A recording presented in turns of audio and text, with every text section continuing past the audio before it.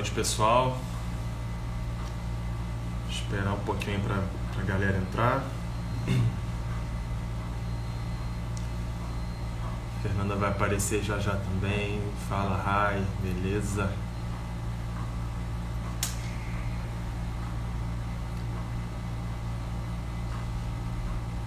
Léo, fala, Léo. Quanto tempo?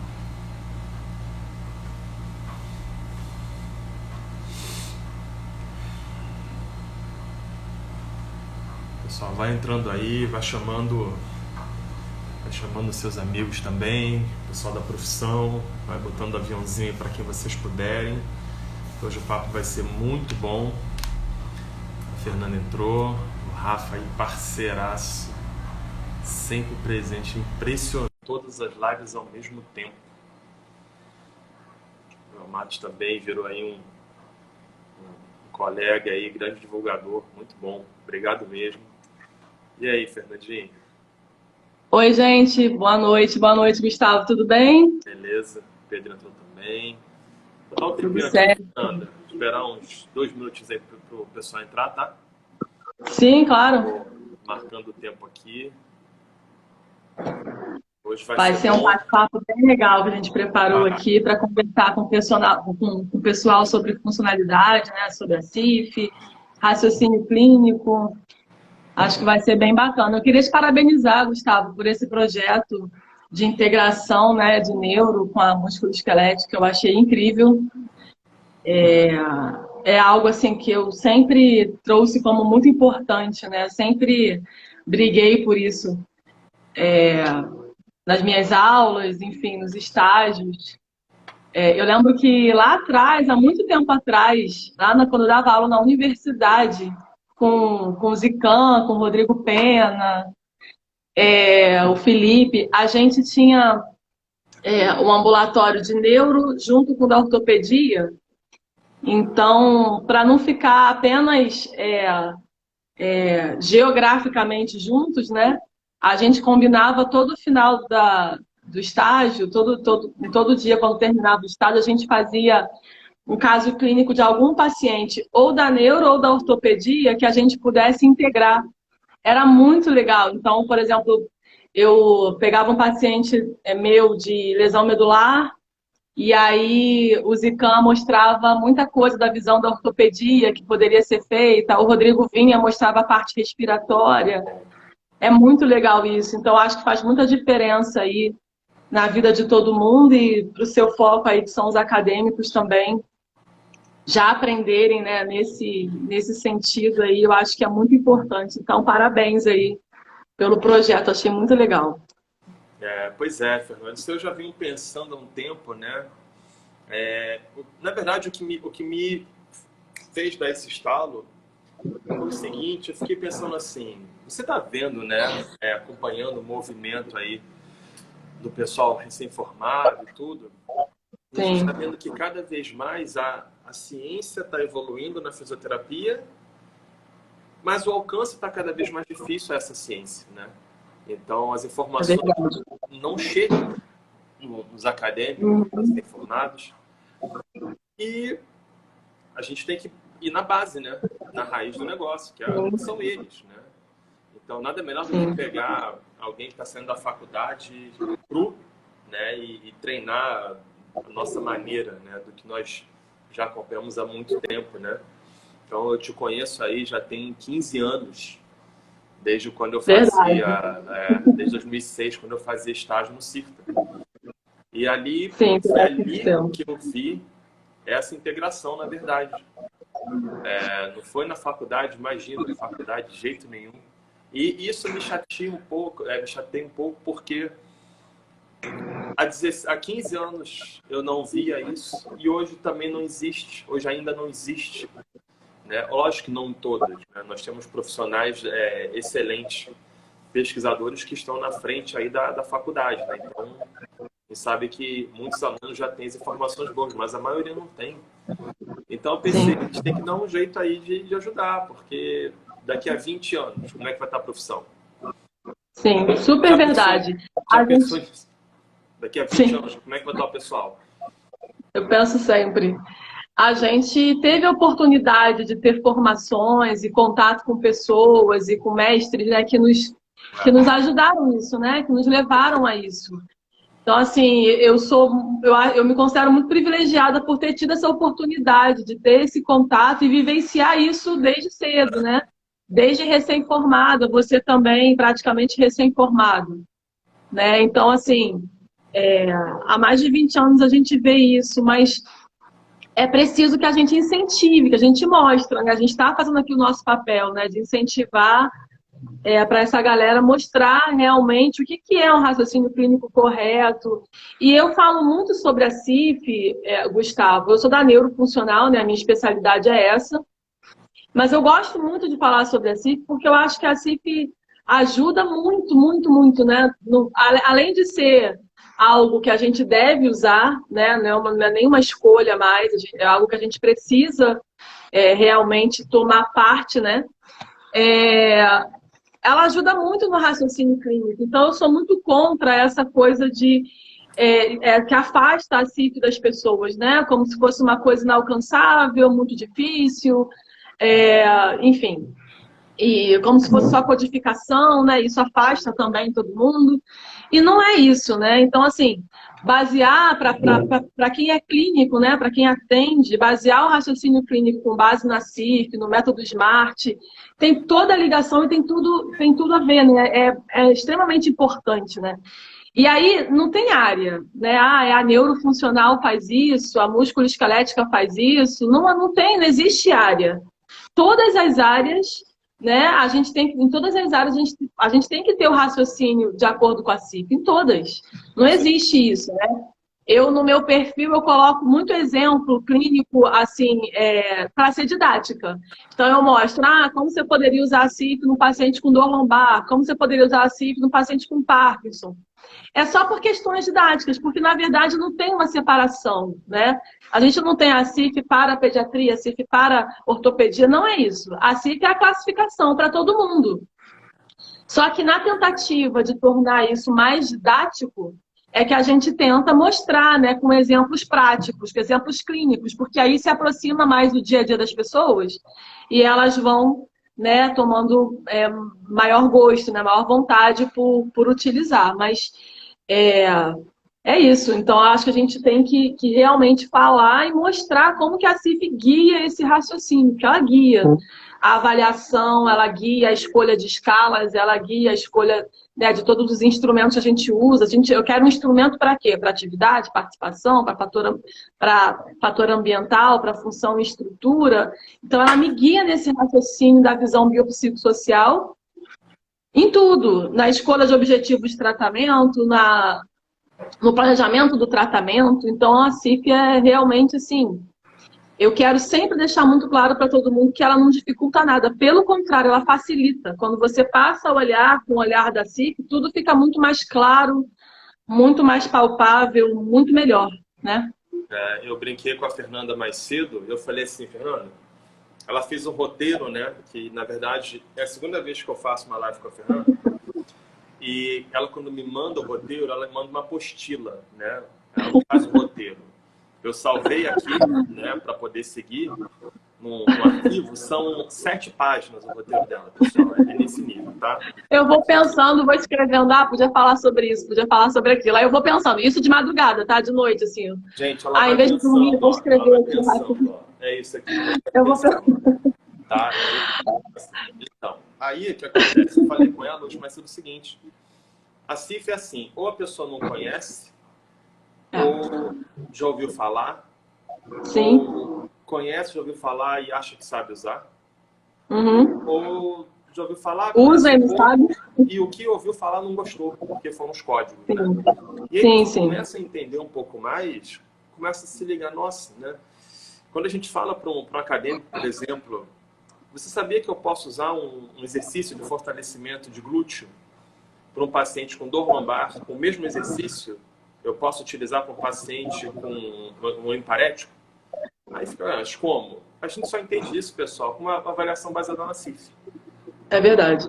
É a única maneira. É verdade. Foi assim que eu aprendi, na verdade. Eu comecei a entender, por causa da CIF, que não existe essa ideia de neurofuncional e ortopedia em termos de abordagem Não. terapêutica. Tem muito mais do que, óbvio, da fisiopatologia, claro, e do Sim. prognóstico. Pronto. Uhum. Agora o resto, pessoal, muito... É só pensar funcionalmente falando. Então, Fernando, eu quero te Isso. agradecer muito pela segunda vez por poder falar com você. E o legal é que, pelo que eu vi no roteiro, é uma live diferente da que a gente fez ano passado. Isso é muito interessante. Sim, bem diferente. Então, quem puder aí acompanha a Fernanda. Ela divulga de vez em quando uns fluxogramas maravilhosos de CIF na UTI, CIF pediatria, CIF na parte vestibular e por aí vai. Então, o que ela falou, a gente consegue utilizar em várias áreas diferentes, né? Então, muito obrigado por fazer o projeto de integrar a neuroortopedia, que é o que a gente faz todo dia, né? E eu espero que dessa maneira a gente consiga incentivar o pessoal da ortopedia a atender o paciente neurofuncional também, que eles vão passar a gostar. Sim. Né? Eu acho que a CIF é uma das ferramentas que nos ajudam a passar a gostar do paciente neurofuncional.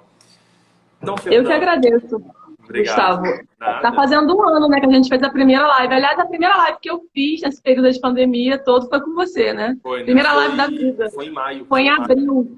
Abril? Acho que foi em abril. Foi em abril e aí em maio nós fizemos outra, nós fizemos duas. Ah, foi isso. Infelizmente, naquela época não ficava gravada, né? Foi ótima e a gente não conseguiu gravar. Verdade. Outro dia a gente faz uma igual àquela, né? Que foi realmente muito boa. Então, Fernando, vamos começar pelo básico, né? Tem muito acadêmico aí. Então, fala pra gente o que é e qual a importância da CIF. Vamos lá. Então, a CIF é uma classificação, é a classificação internacional de funcionalidade, incapacidade e saúde.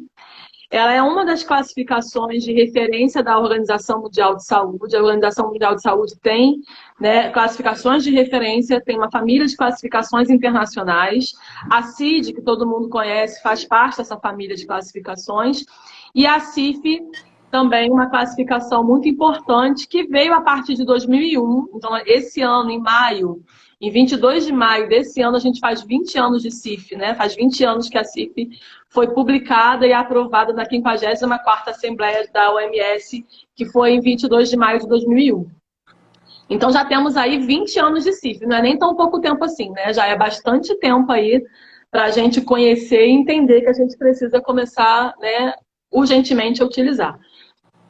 Então, Gustavo, a CIF é uma classificação que ela visa tirar o foco, né, da doença para trazer a funcionalidade e a incapacidade como componentes da saúde, né? Então, ela desloca o foco da doença e traz os componentes relacionados à funcionalidade e à incapacidade.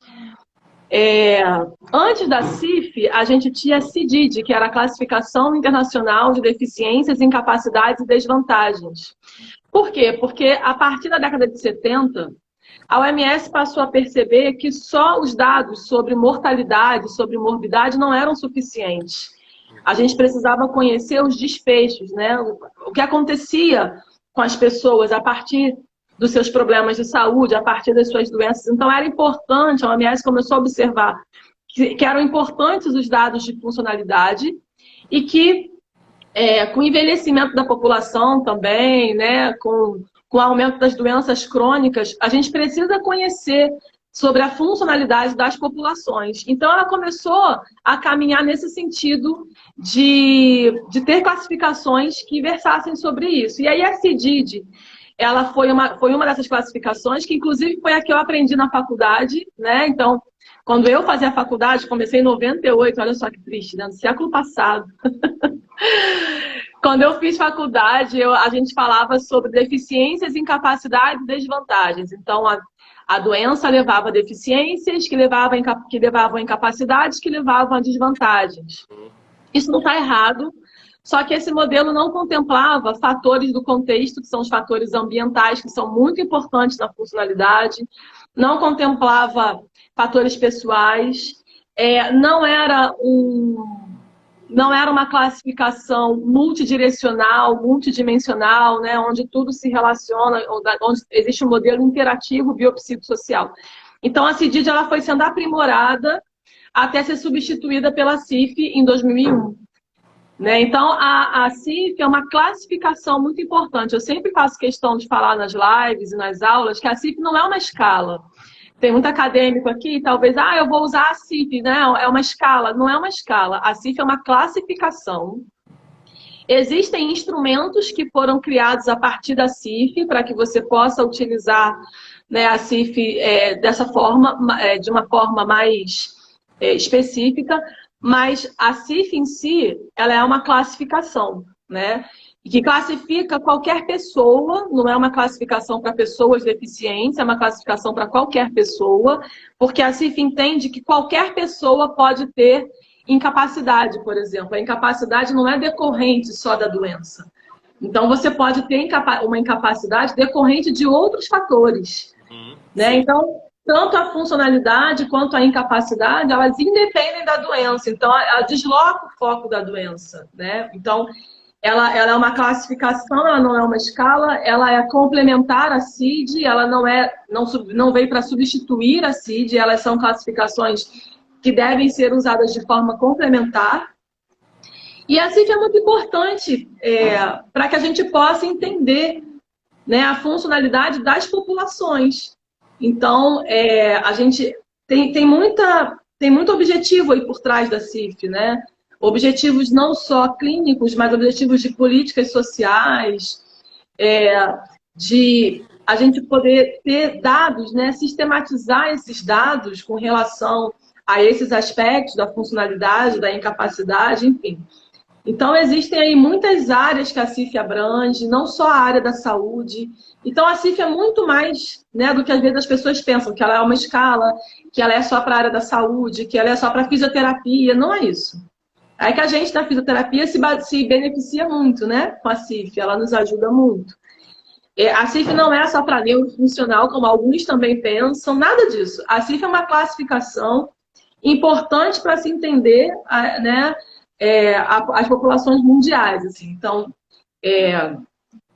os aspectos da saúde das populações. Então, ela é importante por causa disso. E é por isso que a gente precisa brigar para que a gente tenha realmente uma linguagem comum, né, para que a gente utilize essa linguagem. A CIF traz uma linguagem, né, uma linguagem padronizada, neutra, não discriminatória, uma linguagem universal, e que a gente só vai fortalecer o uso da CIF se a gente usar, de fato, a linguagem. Então, a primeira coisa que a gente tem que fazer é buscar utilizar a linguagem. E a gente utiliza muito errado ainda, né? Já temos 20 anos de CIF e a gente tem aquela cultura, né, errada de falar função de forma inadequada, enfim, vários termos.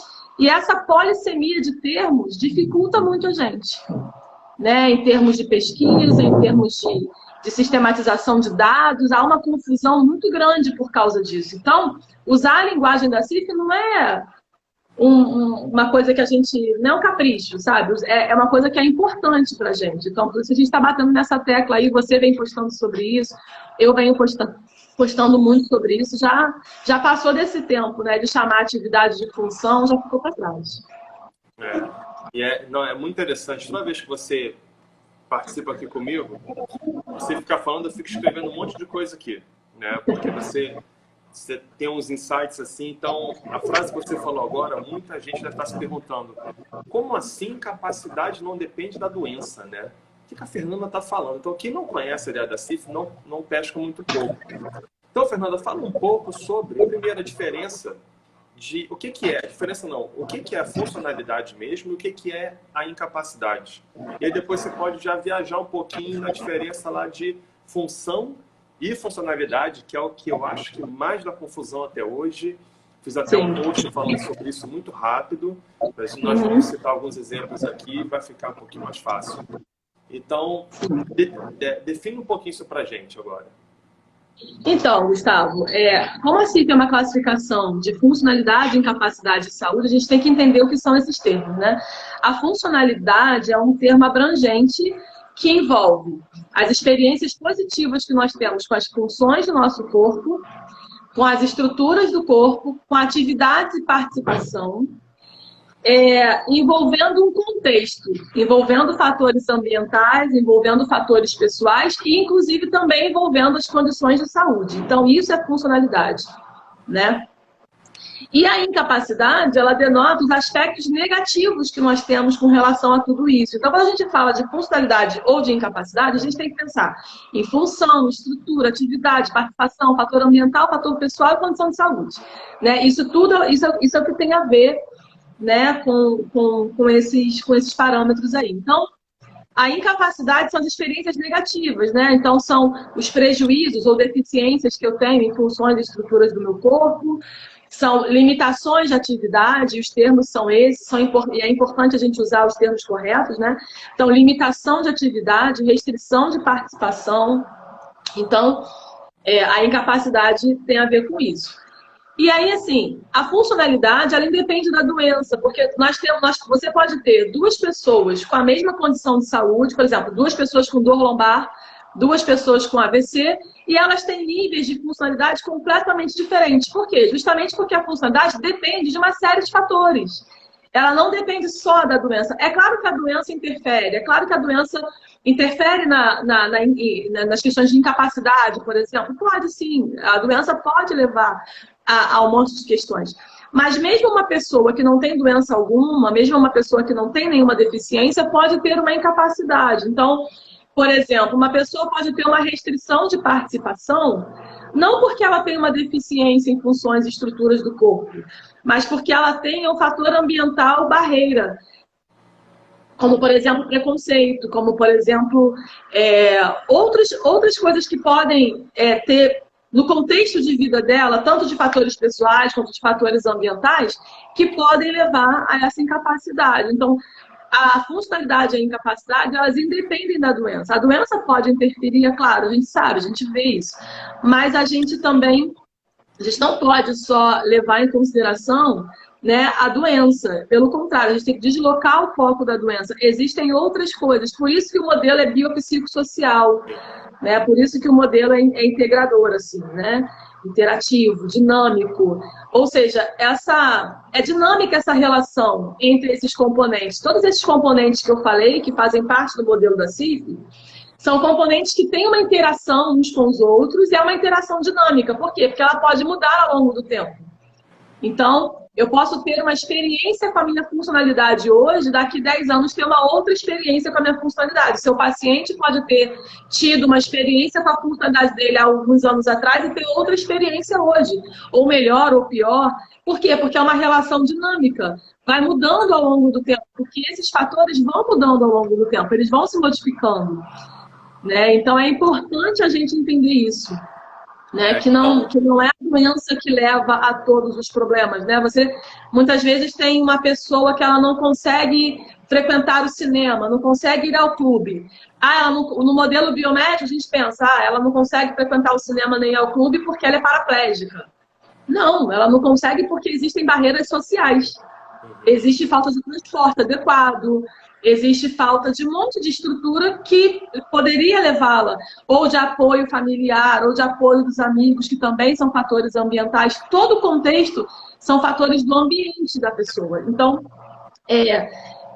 as restrições de participação de um paciente ou de qualquer pessoa, elas não se restringem às deficiências nas funções e estruturas corporais. Elas têm muito a ver com todo o contexto. Então, a gente precisa pensar em barreiras sociais também, não apenas em deficiências, né? Esse é o modelo biomédico que já foi vencido aí.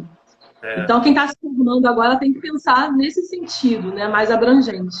E aí você vai falando isso, Fernando, começa a vir um monte de ideias na cabeça, né? Então, por exemplo, se você tem um paciente que tem uma restrição de participação pela parte social, aí a gente começa a se perguntar, então, calma aí, será que eu vou ser o único profissional a trabalhar com esse paciente? Né? Pois é. A gente começa já... Tem uma hora que a gente tem que baixar a bolinha, né, Fernanda? E reconhecer que não resolveremos tudo, né, das pessoas. Tem muito paciente com a parte psicológica também alterada. Sim. E tem muito fisioterapeuta aí achando que é psicólogo. Né? A gente tem um limite, claro. Existem abordagens cognitivas na fisioterapia, ok. Mas, por favor, né, vamos... É pro bem do paciente, né? Então, isso que você falou do modelo novo, do modelo da CIF, trazer essa parte, que a parte fica embaixo ali, né, do fluxograma, né? ela realmente é de extrema importância, que antes não tinha, né? Então isso é muito bom. Sim. E também pelo que você falou, me vem também a ideia de a cada atendimento dá para fazer então um fluxograma novo da CIF para ir para o mesmo paciente, por exemplo, um paciente com uma dor lombar. Aí num dia e a queixa dele é, por exemplo, eu não consigo sentar e levantar. Só que aí num dia você pode chamar que a disfunção dele é a dor naquele dia. Só que aí no outro atendimento, ele, olha, não está mais doendo tanto não, mas eu estou inseguro, parece que eu estou com uma fraqueza. Então isso muda na avaliação? Pode mudar. A deficiência vai mudar? Pode mudar. Aí, o quanto vai mudar e o período e como isso vai mudar, em que isso vai mudar, depende do tipo de paciente, depende do tipo de abordagem que você está fazendo, depende de uma série de coisas, não existe uma regra. Mas quando você avalia o paciente, você faz ali a classificação dele. Bom, eu encontrei esses problemas, essas deficiências ou prejuízos das funções e estruturas do corpo, temos essas atividades limitadas, essas restrições de participação aqui, esses fatores ambientais, esses fatores pessoais. Isso já fica mais ou menos ali. E aí, alguns fatores você pode, ao longo do tempo, tendo que incluir alguma coisa, excluir outras coisas, então é uma coisa dinâmica. Então, você pode incluir, assim, eu não tinha visto essa função alterada ontem, mas hoje eu estou vendo que existe um problema aqui. Você vai lá e acrescenta, né? Então, isso é uma relação dinâmica, né? Que pode ir mudando. Hoje a dor dele pode ser moderada e amanhã pode ser leve, porque entrou um fator ambiental facilitador, sabe? Então, assim, essa relação é dinâmica. Eu não fico fazendo a classificação a todo tempo, a toda sessão, com um paciente crônico que eu não vejo muitas mudanças rapidamente. Então, em alguns pacientes, eu faço com um período de tempo um pouco maior. Mas em pacientes que têm mudanças mais rápidas, né? Num paciente no CTI, por exemplo, num paciente com a dor aguda, esses são pacientes que a gente tem mudanças, né? Desfechos aí mais rápidas, coisas mudando mais rapidamente, né? Então, não tem problema nenhum. Agora, o interessante que você falou, Gustavo, é que a CIF faz a gente ver que a gente não é sempre protagonista, né? Porque a gente tem essa coisa, né, de querer ser protagonista, de querer resolver tudo. A CIF faz você enxergar os outros pontos que o paciente precisa trabalhar, que às vezes não vai ser com você. Então, faz você enxergar outros profissionais, outros procedimentos, outras coisas que poderiam beneficiar o paciente. A CIF faz a gente ver como que a equipe pode ajudar melhor esse paciente. Por exemplo, se eu trabalho em equipe, se eu trabalho numa equipe, usar o modelo da CIF, usar a linguagem da CIF vai ser muito importante, porque se eu uso a linguagem da CIF, que é universal, né, que é padronizada, todo mundo da minha equipe vai entender do que eu estou falando, porque nós temos linguagens diferentes. Até entre fisioterapeutas a gente tem diferenças, a gente fala termos que às vezes daqui para um outro estado você não entende o que a pessoa quis dizer.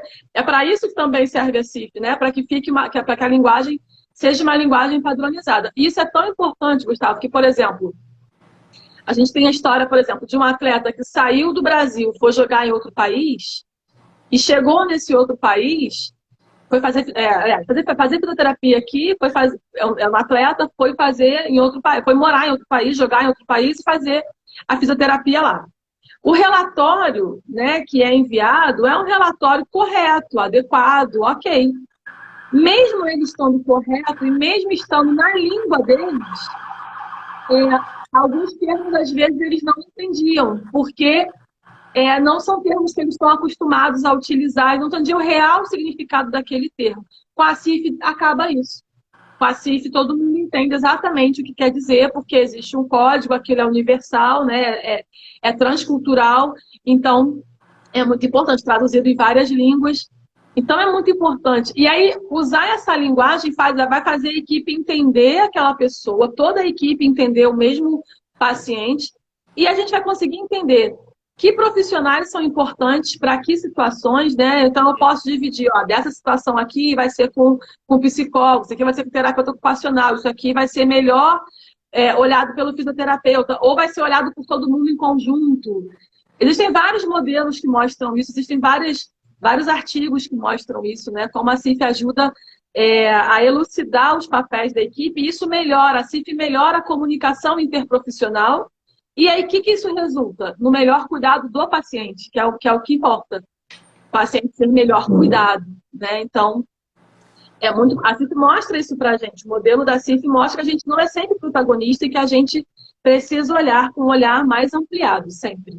É. E assim, Fernando, também uma pergunta que acaba que não entra muito na cabeça de quem não conhece a CIF.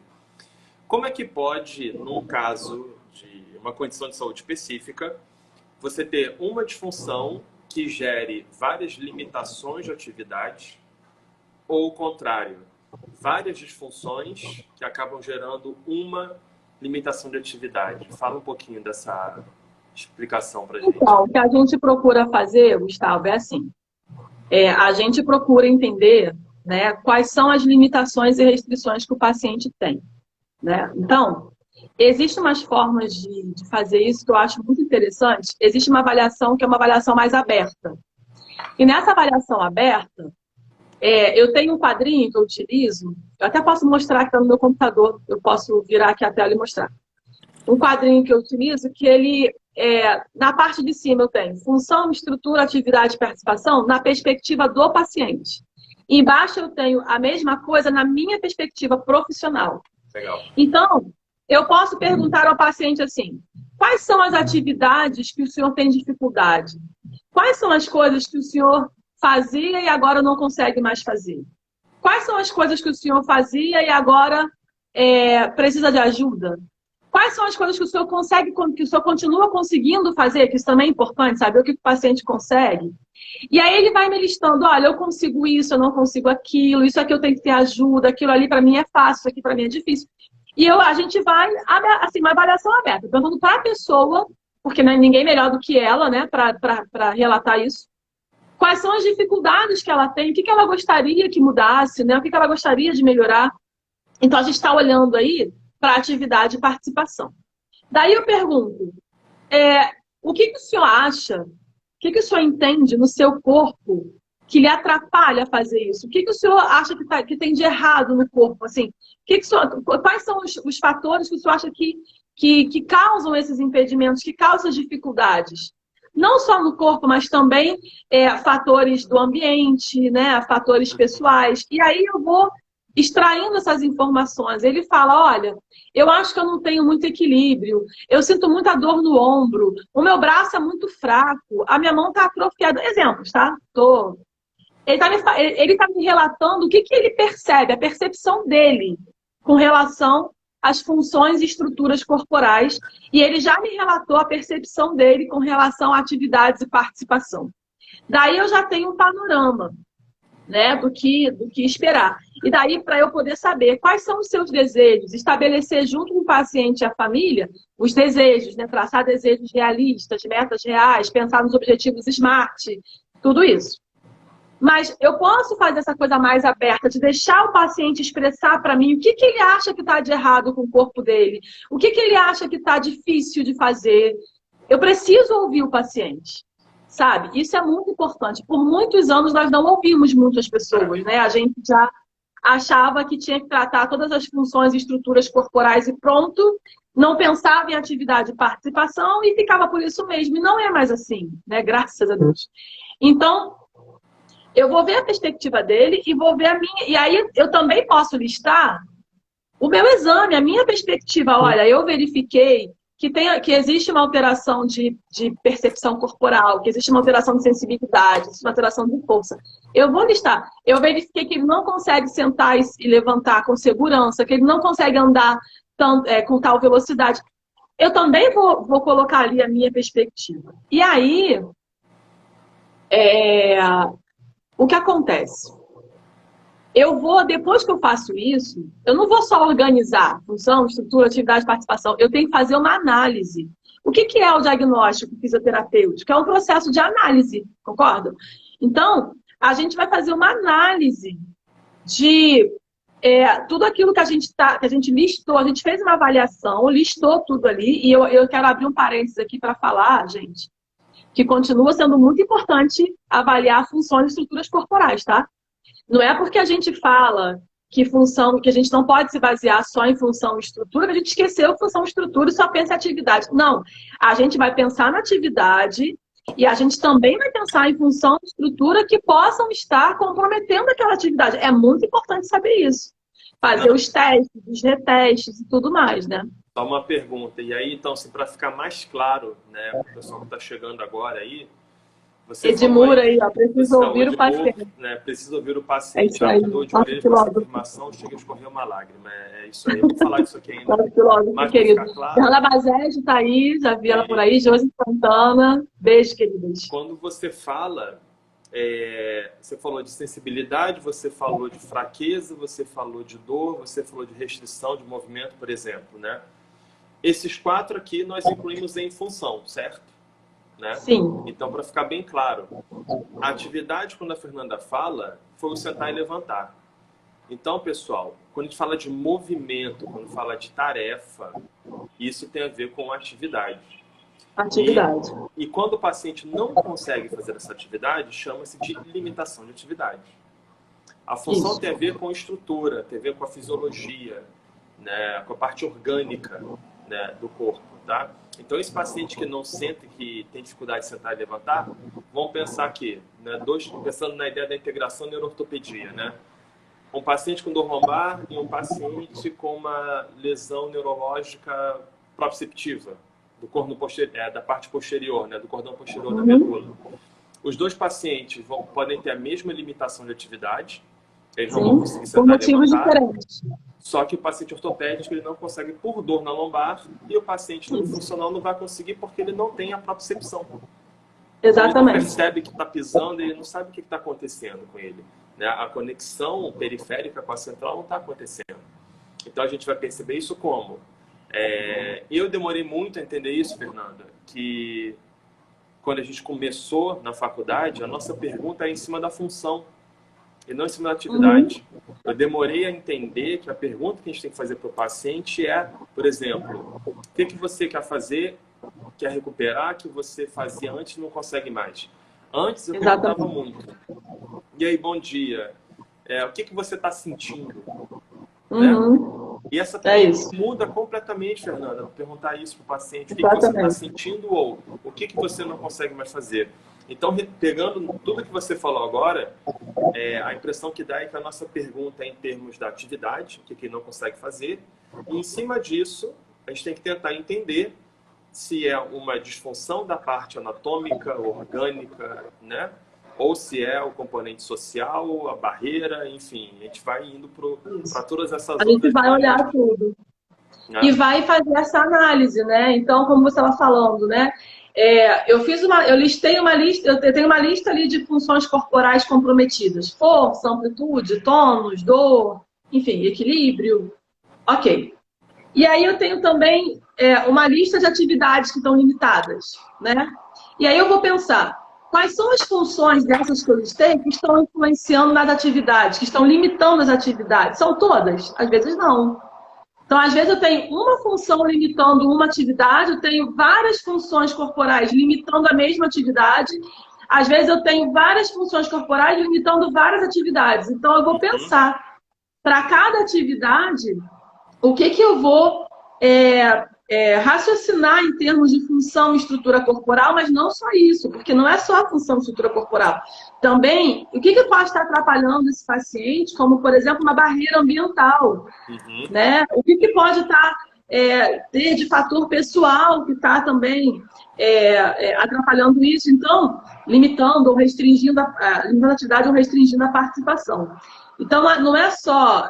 primeiro eu tenho que aprender a linguagem, aprender o que é a função, o que é a estrutura, o que é a atividade, o que é a participação, tudo isso, né? Depois eu tenho que entender qual é a relação entre esses componentes. Aí eu vou fazer lá a minha classificação e vou tentar entender, fazer uma análise da relação entre esses componentes da CIF e verificar... Por isso que é um modelo dinâmico, interativo, né? Onde as coisas podem influenciar umas nas outras, onde não parte tudo da condição de saúde. Às vezes, meu paciente tem uma limitação de atividade, uma restrição de participação por um fator pessoal ou por um fator ambiental, sabe? Então, eu tenho que olhar para isso. É esse olhar que a CIF se propõe. E aí, quando a gente pensa em raciocínio clínico, isso fica muito claro, né? Claro. Então, você consegue aí, Fernanda, mostrar no computador o fluxograma? Ou não? Você tem ele aí? A figura da CIF? O modelo da CIF? O Tem, modelo claro. da CIF tem. Sim. Deixa eu só abrir aqui. Tá. Enquanto isso, deixa eu falar o seguinte. Você precisa, então, pensar, né? Na CIF, quando você faz o raciocínio clínico, né, você precisa pensar dessa forma, pensar de acordo com a CIF. Então, assim, a minha avaliação está contemplando o modelo biopsicossocial? Estou contemplando tudo? Estou só avaliando função e estrutura ainda, né? Eu ainda estou preso a avaliar apenas função e estrutura, ou eu estou olhando para os outros componentes da funcionalidade? Então, já começa lá na minha avaliação, né? E aí eu vou pensar, por exemplo, Gustavo, no raciocínio clínico, né? Quando eu vou definir os objetivos, quando eu vou para eu elaborar meu plano, a gente pode usar, por exemplo, o método SMART, específico, mensurável, né? Alcançável, relevante e temporal. A gente pode pensar, por exemplo, de acordo com a CIF. Então, quais seriam os objetivos específicos? Aí eu posso dividir assim, que objetivos eu tenho com relação às funções corporais? Eu posso ter objetivos para funções e estruturas e eu posso ter objetivos para atividades e participação dentro desse modelo, né? Então, eu posso traçar, olha, eu tenho como objetivo de atividade o sentar e levantar, e para isso, meu objetivo estrutural é melhorar a força e o equilíbrio. Então, eu estou casando aí as duas coisas e estou colocando tudo em conjunto, pensando de acordo com a CIF. O que é pensar de acordo com a CIF? É pensar de uma forma mais ampla, mais abrangente, de acordo com o modelo biopsicossocial. É isso que é pensar, de acordo com a CIF. Então, a gente vai trabalhar o raciocínio clínico, os objetivos SMART. Até publiquei hoje um post ainda agora sobre isso. Eu fiz um vídeo hoje de uma paciente que eu tracei um objetivo com ela. Ela tinha um desejo de conseguir sair do sofá sozinha e ir até a mesa de jantar para tomar café, para jantar, para fazer as refeições com a família. Esse era o desejo dela. Ela não conseguia andar sozinha, né, para fazer isso. E aí a gente traçou um objetivo de acordo com o modelo SMART. Então, a gente traçou esse objetivo específico, que era ela conseguir andar até a mesa da sala, do sofá até a mesa da sala. A gente traçou um tempo para isso, mensurou que isso for, como uma distância pequena, que isso fosse em menos de 1 minuto para acompanhar aí a melhora dela na velocidade da marcha. Enfim, a gente traçou todo um objetivo bem específico, com tempo, a gente traçou, planejou fazer isso em 4 semanas, que ela conseguisse em 4 semanas. E como hoje foi a 4ª semana e ela conseguiu alcançar o objetivo e ficou super feliz, que ela foi sozinha e com segurança até a mesa e conseguiu se sentar para ficar com a família, eu filmei. Eu falei, eu vou falar um pouquinho sobre isso, porque foi tão interessante, foi tão motivador para ela, para mim, para todo mundo, né? E aí foi muito legal. Então, a gente tem que pensar, né? A CIF nos ajuda muito nesse raciocínio. Enquanto as pessoas acham muitas vezes a CIF é difícil, complica, pelo contrário, né? Ela descomplica. Né? Ela traz aí uma visão muito mais... muito mais abrangente. Deixa eu mostrar aqui para vocês. Isso aí, peraí. Fernanda, perguntaram aqui sobre quando vai ter o curso seu. Eu vou anunciar essa semana. Vamos ter um curso em abril, tá? Eu só estou decidindo, eu tinha combinado 24 de abril, e aí eu estou pensando se vai ser mesmo 24 ou 17 de abril. Mas vai ser em abril o meu curso, tá bom? Online. Deixa eu mostrar aqui para vocês, então. É isso que você queria, né? Isso. Então, é isso, né? Então, o modelo da CIF é esse modelo que chama modelo da interação dos conceitos, né? Um modelo integrativo que segue o modelo biopsicossocial e pensa, né, em tudo isso. Então, funcionalidade envolveria tudo isso, né? Enfim, então a gente tem que pensar em todos esses componentes aí. E aí, como você falou, é muito importante diferenciar, né, Gustavo? Funcionalidade tem a ver com tudo que está aí. Sim. Função do corpo é apenas uma parte do que está aí. Na esquerda, Função ali em cima. corporal, isso. A função corporal são as funções fisiológicas do corpo. Então, todas as funções dos sistemas orgânicos. Então, força muscular, visão, audição, né? Funções mentais, funções sexuais, funções esficterianas. Isso é função do corpo. Dor é uma função do corpo, por exemplo. Né?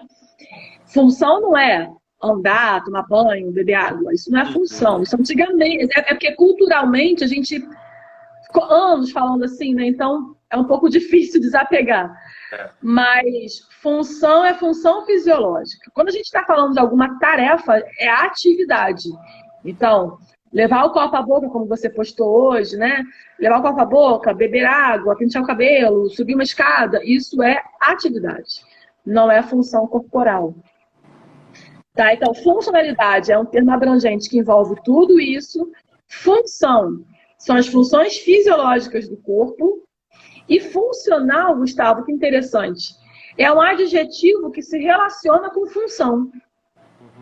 Então, funcional teria a ver também com as funções do meu corpo, sabe? Mas funcional é um termo que eu concordo que é um pouco difícil, assim. Porque tudo é funcional, né? Capacidade funcional, aí a gente fala um monte de coisa, assim, a gente usa funcional para um monte de coisa, né? Limitação funcional, capacidade funcional, tem até bolo funcional, tem exercício funcional, tem tudo funcional, né? Mas é um termo, acho que é um pouco mais difícil de definir, assim, da gente mudar isso. Mas é muito importante diferenciar o que é função. Função é função fisiológica. Nesse modelo que você colocou, Fernanda, a função psicológica, ela entra onde? Alterações psicológicas, elas entram na função ou entram no fator pessoal? Não, em funções. Em funções. Te perguntei porque existe uma confusão também que eu vejo que as pessoas fazem muito em relação a isso. Sim.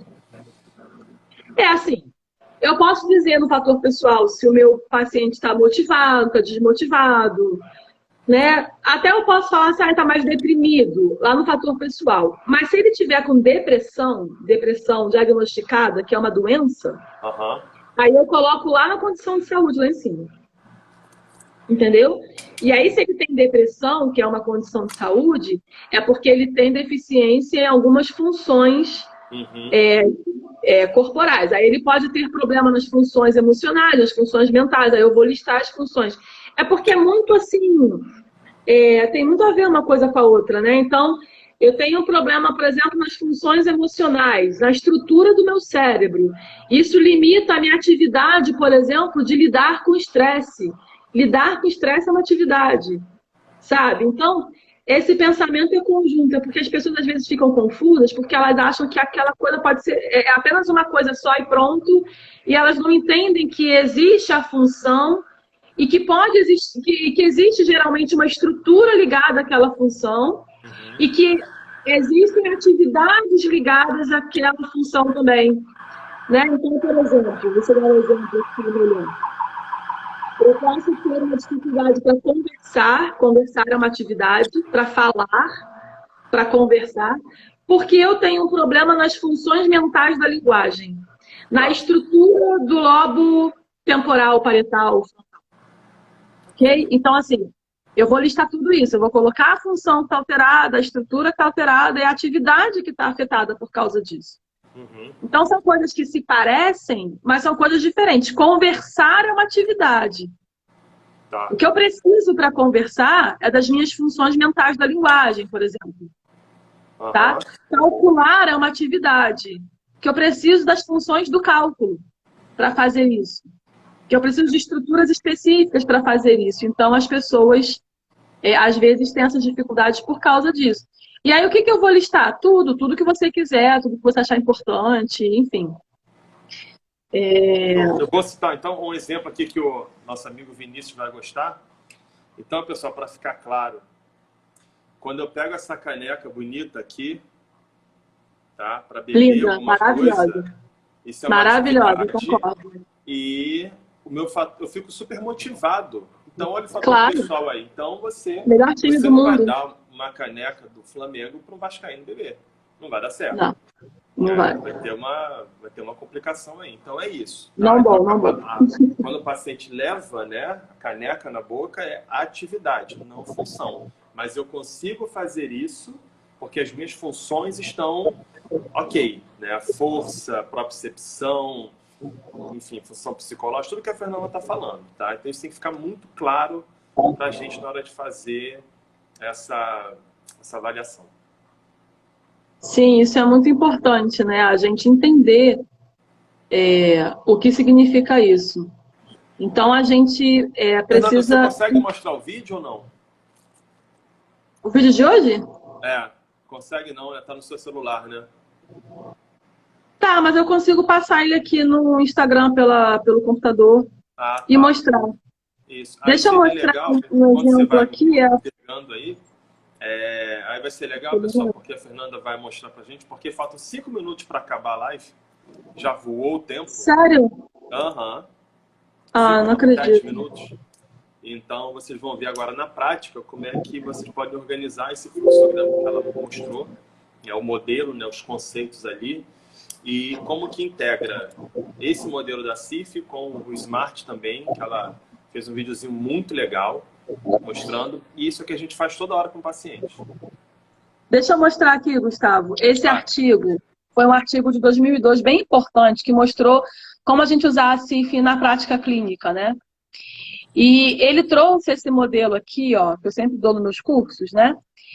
Que você listou aqui, ó, como eu falei aquela hora, é um modelo aberto onde eu listei aqui atividades e participação do paciente, o que ele relatou, a percepção dele para mim.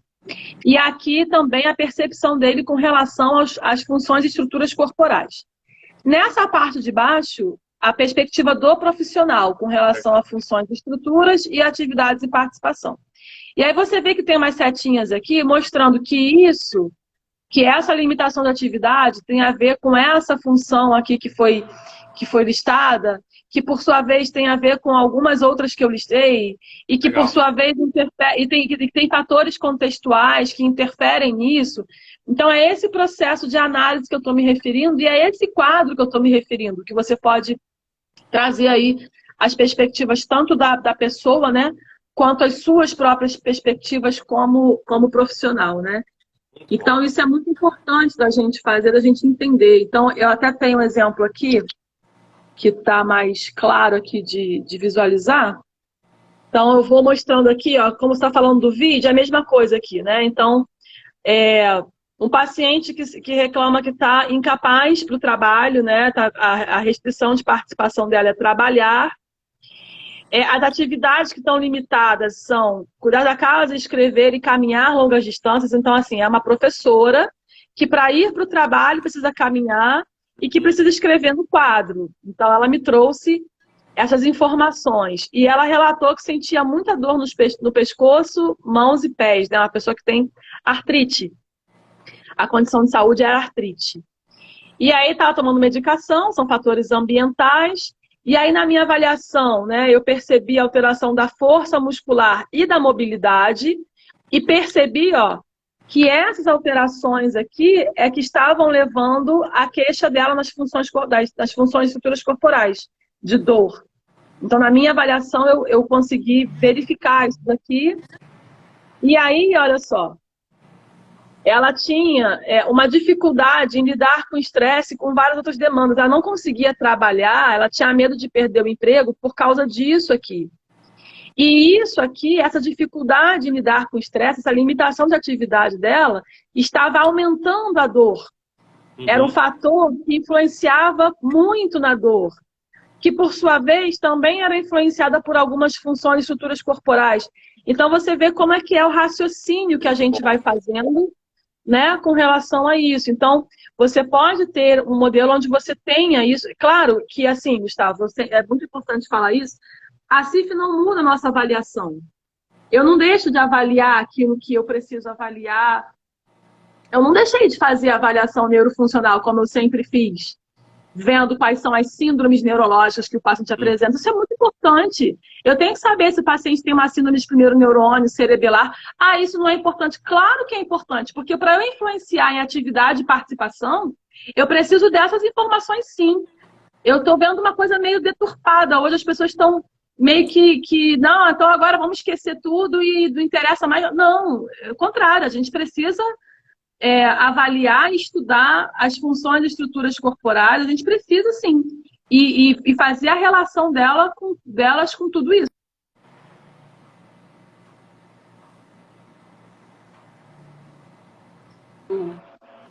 O Instagram? Uhum.